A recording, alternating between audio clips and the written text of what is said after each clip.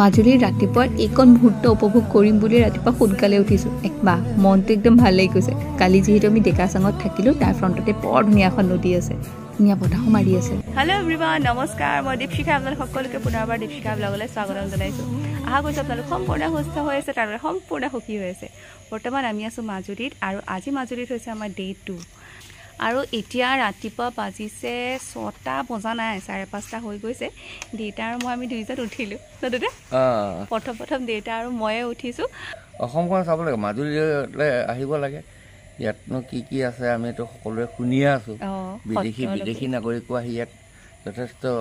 আকৰ্ষিত হয় ভাল পায় আমিনো এবাৰ নাচাওঁ কেলে সত্ৰবিলাকতনো কি ক'ত আছে আমি এফালৰ পৰা কালি এইখনৰ সত্ৰ চালোঁ ইয়াৰ লগতে আজি ব্লগটো ষ্টাৰ্ট কৰিছোঁ আশা কৰিছোঁ ভিডিঅ' চাই আপোনালোকে ভাল লাগিব যদি ভাল লাগে লাইক কমেণ্ট শ্বেয়াৰ কৰিব নাপাহৰিব তালৈ প্ৰথমবাৰ চাই চেনেলটো ছাবস্ক্ৰাইব কৰিব নাপাহৰিব আৰু এটা কৈ থওঁ মাজুলী আহিলে প্ৰথমতে আমাৰ চিন্তা লাগিছে যে আমি কোনখন প্ৰথমতে চাম কিন্তু সেইটো নহয় গোটেইবোৰ ওচৰ পাজৰে ধৰি লওক 10 কিলোমিটাৰ আণ্ডাৰতে গোটেইবোৰ ওচৰ পাজৰে পোৱা যায় আহিলে হৈ গ'ল এখনৰ পৰা ষ্টাৰ্ট কৰিব পাৰি এয়া আমাৰ চাহ ৰেডি হৈ গ'ল তিনিজনৰ কাৰণে 3 কাপ লাল চাহ লৈছোঁ মাত্ৰ গুড মৰ্ণিং বা দেউতা কিমান ভাল লাগিছে দেখিবলৈ বা নতুন লাগি গৈছে দেখোন দেউতাক চাহাব লাগিছে ন দেউতাক একদম চাহাব লাগি গৈছে আমাৰ এগৰাকীকো মেমনিয়ে লাগিছে বাৰু চবে আৰম্ভ কৰি দিলে খানা আৰু এয়া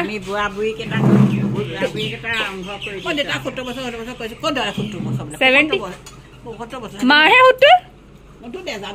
মাৰ সত্তৰ ধুনীয়া হৈছে লোকৰ বুঢ়া মানে 75 বছৰ বয়সত এনেকুৱা হৈ যায় ভাল দেই ঠিকে আছে দিয়া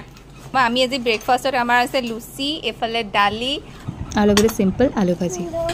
আমি ক'ত আছিলোঁ দেখুৱাই নহ'লে নহয় আমি আছিলোঁ ডেকাচাঙত আৰু এইটো ইমান ধুনীয়া ঘৰটো ধুনীয়াকৈ ৰেডি হৈছে মাক অথনি অকণমানকৈ দেখুৱালোঁ দেউতা বহুত ধুনীয়াকৈ ৰেডি হৈছে আকৌ দেই একদম নামঘৰলৈ যোৱা নিচিনা লাগিছে থাকি যাব পাৰে যে ধুনীয়া ৰুম আছিলে দেই দেখুওৱা একদমেই নহ'লে বিৰাট ধুনীয়া AC ফেচিলিটি আছিলে এবিএন বিচনাক এখনো বহুত ধুনীয়া এখন ছিংগল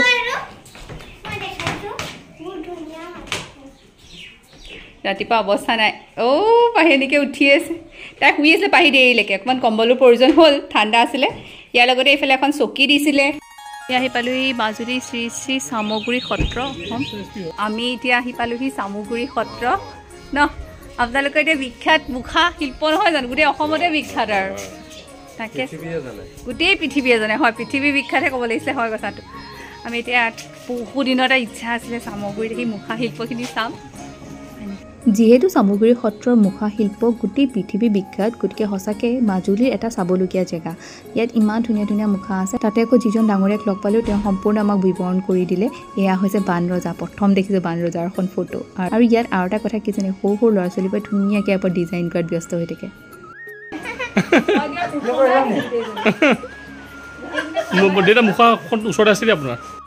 মুখা শিল্পৰ কাৰণে গোটেই পৃথিৱী বিখ্যাত আমি ইমান বছৰে চাবলৈ পোৱা নাই ফাইনেলি আমি চালোঁ ভাল লাগিলে চাই ব'ল আহা মা পাই গ'লোহি আহা আৰু এতিয়া আমি পালোহি সত্ৰ আউনীআটী সত্ৰ ফাইনেলি আহি আমি আউনীআটী সত্ৰ পালোহি আৰু কালি কৈছিলে যে এতিয়া দিনত আহিলে আমি চাব পাৰিম কাৰণ কি কালি আশাটো থাকি গ'ল ন আউনীআটী সত্ৰত আহি প্ৰথম যিটো ভাৱ হৈছে এইটো কি জানেনে সঁচাকৈ ইমান বেছি নিৰিবিলি পৰিৱেশ আৰু সেইফালে নামো গাই আছে শুনিয়ে কিবা ভাল লাগিছে বহুত বছৰ আশা এটা পূৰণ হ'ল অকল মোৰেই নহয় মা দেউতাহঁতৰো পূৰণ হৈছে আৰু মোৰ পাছফালে এই ডাঙৰ যিটো গছৰ কুণ্ডা দেখিছে এইটো এটা চাবলগীয়া বস্তু আউনীআটী সত্ৰত সংগ্ৰহ কৰি ৰখা হৈছে 1747 শকত হোৱা দেখিছে আহোম স্বৰ্গদেউ চন্দ্ৰকান্ত সিংহৰ দিনৰ এই বৃহৎ খুঁটাটি আছিল পাহাৰী তুলসী খুঁটা ইমান ডাঙৰ ইয়াত লাই খুঁটা দেখিলোঁ পাহাৰী তুলসী খুঁটা বুলি ক'লে দেই আৰু এতিয়া আমি ইয়াত চালোঁ বৰ ধুনীয়া লাগিলে ইয়াত নাম এভাগো হৈ আছিল নাম নহয় কিন্তু পুথি পাঠ কৰি আছিলে হয় পুথি পাঠ কৰি আছিলে সেয়া আমি চালোঁ এতিয়া এয়া চাবলগীয়া বস্তু কালি আহোঁতে আমি সোমাবই নাপালোঁ নহয় ইমান দুখ লাগিছে তেতিয়া প্ৰণৱতে ফটো মাৰি নিছিলে দেখিবলৈ আৰু চাওঁ লাগিলে কিন্তু এতিয়া ফাইনেলি আমি চালোঁ এতিয়া আমি ইয়াত মিউজিয়ামটো চাম যিটো সংগ্ৰহালয় আছে এইটো চাম লাষ্ট আৰু আমি মাজুলীৰ পৰা যাম হৈ গ'ল আজি নাথাকোঁ আমি লাহেকৈ মিউজিয়ামৰ পৰা ওলালোঁ ইমান ধুনীয়া ধুনীয়া বস্তু আছে জানেনে মিউজিয়ামৰ ভিতৰত কিন্তু ভিডিঅ' কৰিবলৈ একদম এলাও নাই আৰু জানে ইয়াত তো ইমান ধুনীয়া ধুনীয়া কপৌ গছ কপৌ ফুল যেতিয়া তাকে বহাগৰ সময়ত কপৌ ফুল নাইবা তেনেকুৱা মুঠতে আপোনাৰ অৰ্কিড টাইপৰে কিবা লাগিছে কপৌ ফুল হ'ব পাৰে নহ'লে যে ভাটৌ ফুল থাকে সেয়াও হ'ব পাৰে আমি ইয়াত যেতিয়া ৰজাই এই মাটিখিনি সত্ৰৰ নামত দিছিল যিখন ফলিত দিছিল সেই ফলিখন লিখি থোৱা আছিলে তামৰ আৰু আপোনাৰ সেই তামৰ যিখিনি হেণ্ডৰাইটিং আছিল কি ধুনীয়া আছিল আজি ইমান আপুনি চেষ্টা কৰি ইমান ধুনীয়া হেণ্ডৰাইটিং আজিকালি ইভেন কম্পিউটাৰটো যেতিয়া অসমীয়া হেণ্ডৰাইটিংটো লিখা হয় তেনেকুৱা নাহে কিন্তু তেনেকুৱা নাই ইমান ধুনীয়া নাহে আৰু তেতিয়া মানুহখিনি কিমান তেতিয়াহ'লে প্ৰতিভাশীল আছিল ভাবিলেই ভাল লাগি যায় আমি তেওঁৰ অকণো ল'ব নোৱাৰিলোঁ যে সেইটো বেয়া লাগিছে আৰু তাৰ লগতে জানেনে তেওঁলোকৰ সাঁচি পাতৰ পুথিও দেখিলোঁ তাতো ইমান ধুনীয়া হেণ্ডৰাইটিং মানে ধৰিবই পৰা নাই ইমানেই ধুনীয়া হেণ্ডৰাইটিং মানে আমাৰ কেতিয়াও নহয় দেই সেয়া মাজুলীতো চিনাকি মানুহ পাই গৈছোঁ আমি আহি পেলাই এয়া বাইদেউক লগ পালোঁ বাইদেউ ক'ব আহিছে আমি ঢলা ধাদুমৰ পাইছোঁ মানে দুখন বাছ ভৰ্তি হৈ পূৰা আহিছে মানে ভৰ্তি আজি গুচি যাবগৈ গোটেইকেইখন চাব পাৰিবনে আজি চাহ মিলি মানে চব খোৱা বোৱা ইয়াতে হ'ব আৰু ক'ত ইয়াত ইয়াতে ব্যৱস্থা কৰে ব্যৱস্থা কৰা হৈছে মানে কি বস্তু বাহিনী লৈ আহে নেকি চব লৈ আহিছোঁ চাউলৰ পৰা আদি কৰি চব লৈ আহিছোঁ শাক পাচলিৰ পৰা আদি কৰি কোনে বনাব আমাৰ গাঁৱলৈ যায় যে নামঘৰত মানে কণ্টেক্ট আছে যে মানে ইয়াতে চব শিকি দিয়া হ'ব তাতে বনাব কোনে ইয়াত ইয়াতে শিকি দিব চাগে ইয়াৰ মানুহ মানে আমাৰ মানে চিনাকি আছে যে আমাৰ নামঘৰলৈ যায় সেইটো কাৰণে মানে শিকোৱা হ'ব আমি যদি আৰু অকণমান দেৰি থাকিলোহেঁতেন তেতিয়াহ'লে বাইদেউহঁতৰ লগত আমি ভাত খাব পাৰিলোঁ হয় ন ভাল লাগিলে সঁচাকৈ খাব পাৰিলোঁ হয় কিন্তু আমি গমেই নাপাওঁ নহয় এনেকুৱা চিষ্টেম আছে বুলি দিয়ক ভাল লাগিলে আপোনাক লগ পাই দেই থেংক ইউ এতিয়ালৈ আমাৰ ৰিটাৰ্ণ জাৰ্ণি আৰম্ভ কৰি দিছোঁ পাহি গাটো অকণমান বেয়া কৰিছে গৰম বেছিকৈ পাইছে যে সেইকাৰণেই চাগে তাই পূৰা হৈ গ'ল সকলো চবেই ৰেষ্টেই লৈ আছে মুখৰ মাত চাত নাইকিয়া হৈ গৈছে আৰু এয়া দেখিছোঁ নহয় আমি একেবাৰে মথাউৰি পাৰে পাৰে আহি এয়া আকৌ বগীবিল দলং ক্ৰছ কৰি আহি পালোঁহি বৰ বেছি দেৰি লগা নাই এইবাৰ আঢ়ৈ ঘণ্টাহে লাগিছে মাত্ৰ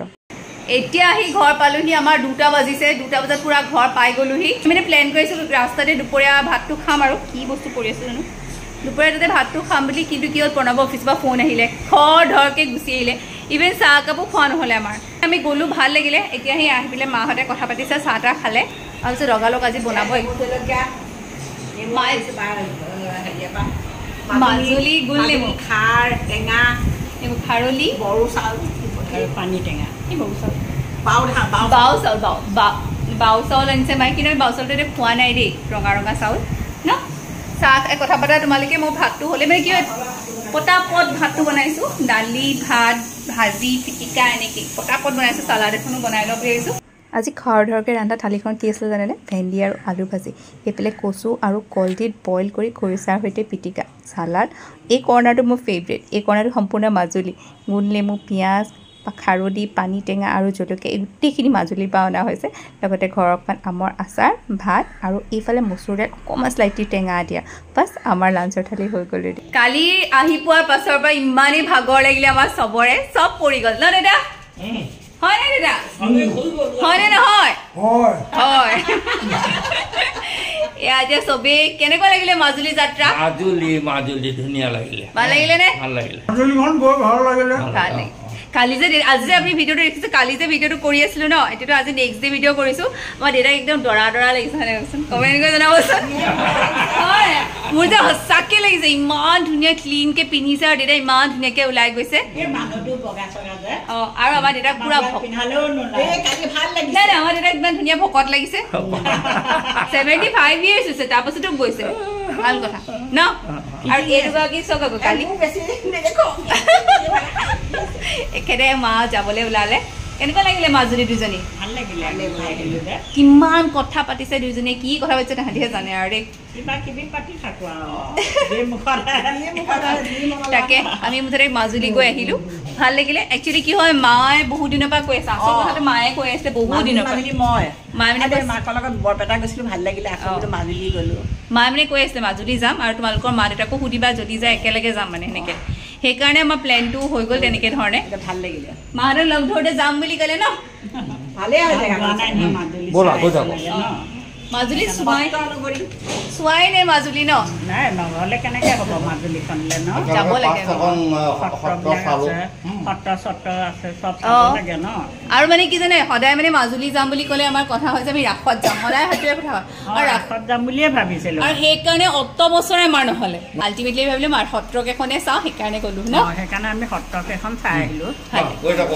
আৰু কালি ভিডিঅ'টো আহি পেলাই কৰিব নোৱাৰিলোঁ চবৰে ইমান ভাগৰ লাগিলে তেনেকৈ মোটামুটি কিবা কিবি বনাই মেলি খোৱা হ'ল আৰু এতিয়া মা দেউতাহঁত যাবলৈ ওলালে যায় আৰু ন বাই বাই গৈ দে এতিয়ালৈ সোনকালে পাবাগে গৈ পাই ফোন এটা কৰিবা দেই বিৰাট ভাল লাগিলে বাই বাই আমাৰ মা দেউতাহঁত গ'লগৈ এতিয়া আমি শাহু বোৱাৰী দুজনী বাকী থাকিলোঁ নহয় দে গ'ল এতিয়াই আছে বাৰু ইমান ধুনীয়াকৈ গা পা ধুই আজৰি ৰাতিপুৱা মানে এনেকৈ কাম কৰি থাকিলে মানুহৰ ৰ'বলৈ নাপায় যে তেতিয়া তাত টায়াৰ্ড লাগি যায় আমি মানে ভাবিছোঁ মা দেউতাহঁতক সোনকালে পঠিয়াই লওঁ এইটো মানে নহয় যে আমি পঠিয়াই দিছোঁ নহয় গ'লে আমাৰ ঘৰৰ পৰা সোনকালে মানে ৰাতিপুৱা আগবেলা অঁ সেইটো মানে আমি দুজনী সেইটোকে ভাবিছোঁ ৰাতিপুৱা মায়ে উঠি গোটেই ভাত পানী বনালে মই একো বনোৱা নাই আজি মায়ে পূৰা বনালে মই লাষ্টত এটা চাটনি এটা বনালোঁ আৰু ভাত দালি আৰু দাংবডি ভাজি আৰু খাৰ টেঙা চব অঁ এইবোৰ চব বনালে মায়ে মই একো বনোৱা নাই কাৰণ তাৰপাছত কি আমাৰ পাহি কঠোৱা অহাৰ পিছত সেয়াই আৰু আমি মানে ভাবোঁ কি কোনোবা যে বয়সস্থ মানুহ আহে তেওঁলোক সোনকালে যাব লাগে কাৰণ পোহৰে যাব লাগে পোহৰে পৰা পাবগৈ কাৰণ কি নিজে গাড়ী চলাই গৈছে ন তো সেইটো কাৰণে ভিডিঅ'টোৰ শেষত এই ট্ৰিপটোত ভাল লগা কেইখনমান ফটো আপোনালোকৰ লগত শ্বেয়াৰ কৰিলোঁ আৰু আজি ব্লগটো ইমানতে সামৰণি মাৰিছোঁ নমস্কাৰ